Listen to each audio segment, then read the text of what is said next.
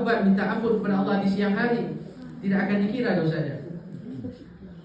Kalau dia tidak ampun tidak minta taubat, akan dikira dosanya satu. Kalau buat jahat, satu dosa. Kalau buat baik, satu buat baik, pahalanya berlipat ganda. Itu kelebihan umat Nabi Muhammad SAW. Sehingga kan buat baik juga belum dibuat, baru niat pun dah dikira satu. Itu kelebihan umat Nabi SAW. Sambung. Illa siyam. Lalu Allah Subhanahu wa taala sebut hadis ini, ya. Allah Subhanahu wa taala sebut hadis qudsi. Illa siyam fa innahu li wa ana ajzi bih. Innahu taraka syahwatahu wa ta'amahu wa syarabahu min ajli. Jadi Allah Subhanahu wa taala sebut daripada lisan Nabi Muhammad sallallahu alaihi wasallam. Kenapa istimewanya puasa?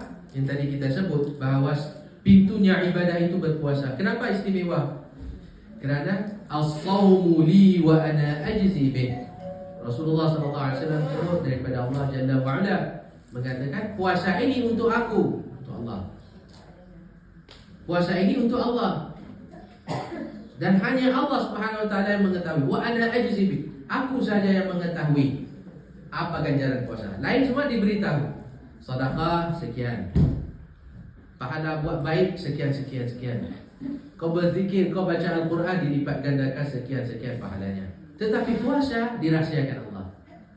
Rahsia Allah Subhanahu wa taala dengan hambanya menerusi pintu ibadah yang namanya puasa. Puasa rahsia.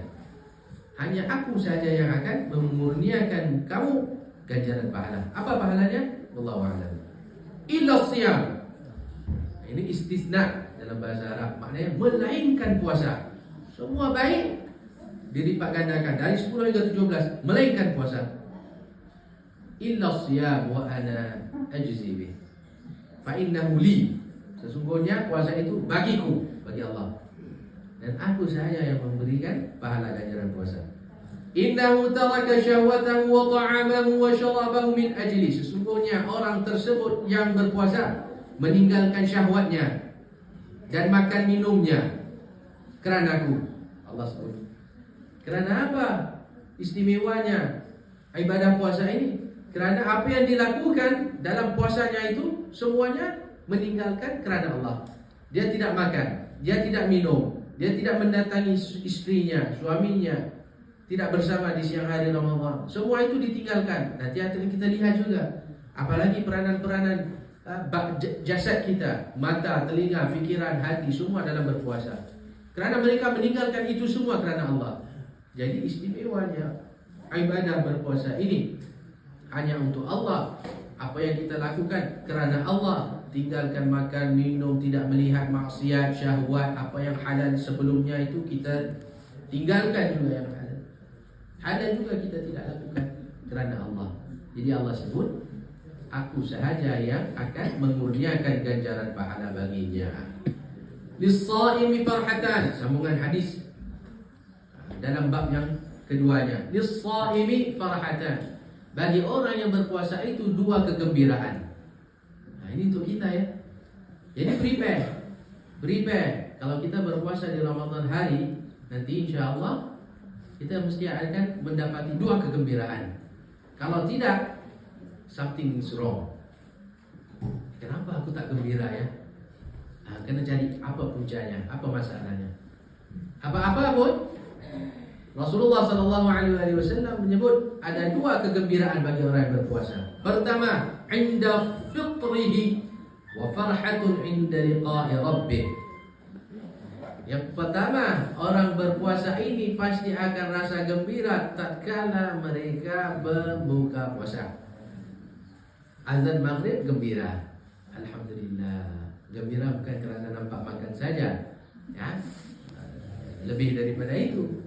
Kerana apa? Berpuasa pada siang hari. Lalu Allah SWT bagi dia nikmat untuk makan. Ada dia nikmat untuk minum. Sebelum tidur perutnya kenyang. Ada tidak orang yang sebelum tidur perutnya masih lapar? Siangnya berpuasa, tapi malamnya juga masih berpuasa. Ada? Ada. Bukan kita lah. Luar negara mungkin kan? Ya, tak ada makanan. Siangnya berpuasa, sudah maghrib, tak ada juga cuaca untuk dia makan. Maka dia tidur dalam keadaan lapar. Wallahu a'lam. Besok sahurnya tak tahu juga. Sambung lagi hari kedua ada. Kan? Jadi kita bila berpuasa bukan kerana perut kita kenyang sahaja, bukan itu saja. Gembiranya kita kerana alhamdulillah ya Allah. Berapa jam aku berpuasa? 14 jam, 15, 17, 20 jam, 21 jam. Tetap Allah beri kita makan. Tetap ada juadah. Tetap ada makanan yang bagi kita kenyang. Atas dasar itu gembiranya kita kepada Allah Subhanahu wa taala, bersyukurnya kita kepada Allah kerana mengurniakan kita makanan, lalu kita kenyang. Yang kemudiannya nomor 2, kegembiraan kita atau kegembiraan seseorang yang berpuasa itu apabila dia bertemu dengan Tuhannya. Ya salam. Ini lebih tinggi derajat kedudukannya. Ya? Lebih tinggi derajat kedudukannya. Yang pertama, apabila berbuka puasa dia gembira, alhamdulillah, ingat Tuhan. Yang keduanya, apabila ingin bertemu dengan Allah, dia gembira. Dengan syarat dia faham kenapa dia berpuasa di dunia semasa hayatnya. Ya, dan dengan niat bahawa ya Allah, aku berpuasa semasa hidupku kerana-Mu. Gembirakan hati aku nanti bila bertemu dengan-Mu ya Allah. Jadi bila bertemu dengan Allah, maksudnya waktu sakaratul maut, waktu nazak, waktu nanti mahsyar dan sebagainya, kita ada pegangan, ada something that we would like to claim in front of Allah. Ya Rabb, ya Allah, aku berpuasa dan Kau janji puasa aku ini akan menjadikan aku orang yang gembira apabila bertemu denganmu. Nah, sekarang masanya ya Allah, gembirakan hati aku dengan perkara-perkara yang baik, masuk surga tanpa hisab, tanpa berdiri lama di mahsyar, tanpa ada azab kubur, tanpa ada kesusahan yang aku hadapi apabila di temu ramah, di interview, hisab dan sebagainya. Gembira. Tapi harus tahu daripada sekarang apa tujuan kita berpuasa, apa yang bakal menggembirakan kita apabila kita berbuka puasa. Ini manfaatnya apabila kita menuntut ilmu.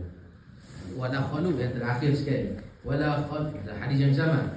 Wala khalufu famis saimi atyabu indallahi min rihil misk. Ya, dan baunya mulut orang yang berpuasa itu di sisi Allah lebih wangi daripada baunya mask, perfume lah ya, perfume. Tapi ingat, yang wangi itu di sisi Allah. Kalau di sisi orang sebelah tidak wangi.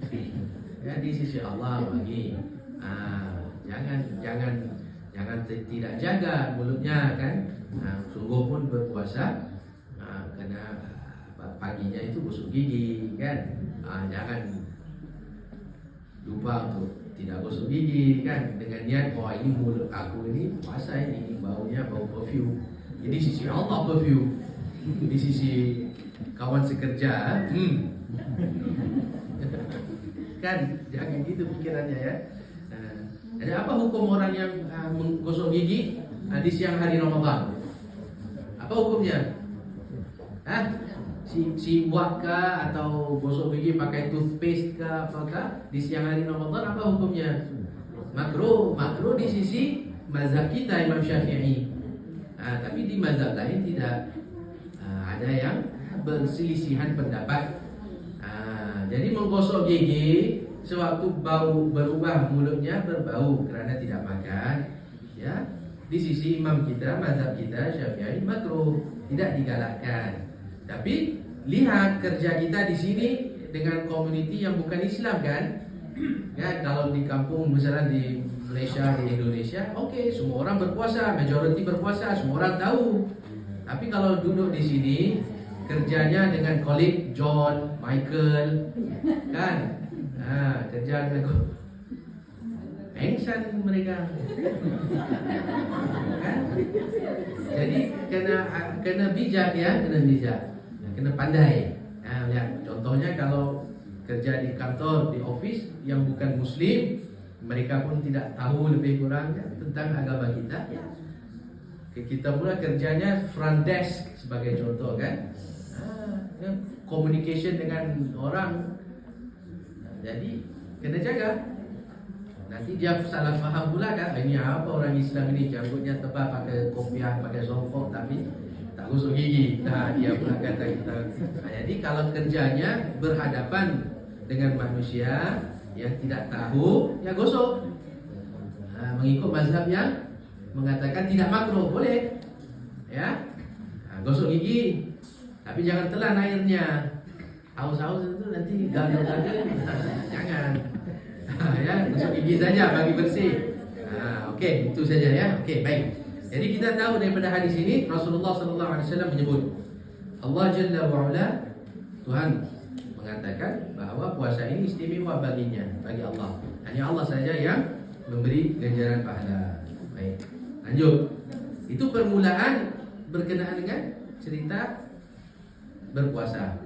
Saya ambil tengahnya. Rahsia-rahsia puasa. Kerana ini adalah fokus kepada topik tema kita. Hati yang suci memastikan ibadah yang berkualiti. Jadi kita mau ibadah kita kualiti. Kita mau full swing dalam bulan Ramadan. Saya mau baca Quran, khatam. Saya mau solat tarawihnya tidak putus, tidak tertinggal bersama imam. Lalu saya mau ini, saya mau itu, qiyamul lail, witir, macam-macam. Bagaimana ingin kita pastikan bahawa ibadah kita itu kualiti? Dimulai dengan hati yang suci. Hati yang suci itu dimulakan dengan niat yang ikhlas, niat yang tulus kerana Allah Subhanahu wa taala. So we start with pure intention. If we do have our intention, sincerity, only for the sake of Allah, then no. Any other acts of worships that we're going to do will be easy and smooth, insyaAllah.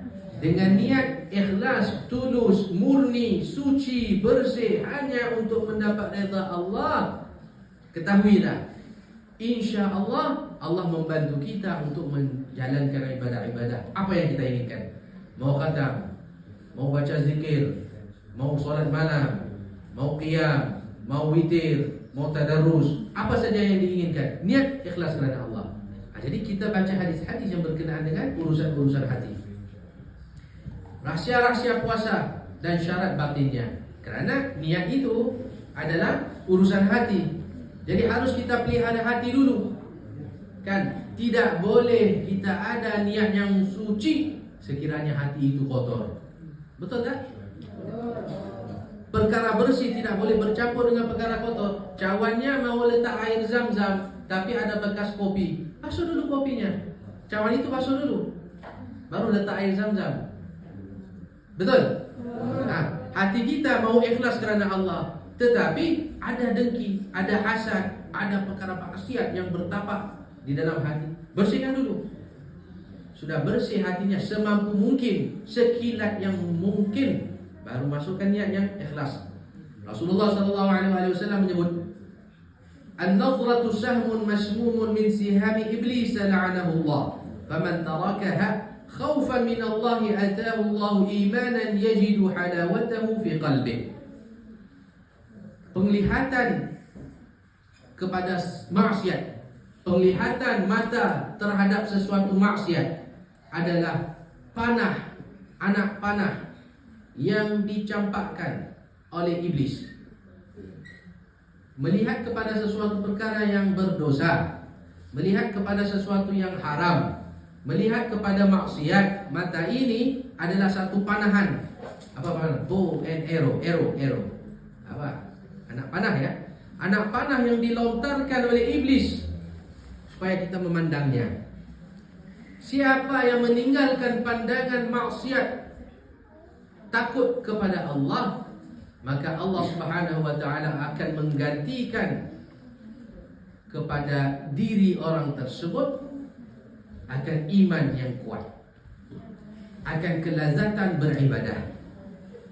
Kalau mau nampak maksiat, jangan pandang, kerana itu adalah umpan. Betul tak bahasa Indonesia? Umpan ya. Umpan, pancing iblis supaya kita pandang. Bila kita pandang maksiat, pandang benda yang haram, maka ia akan mengotori hati kita.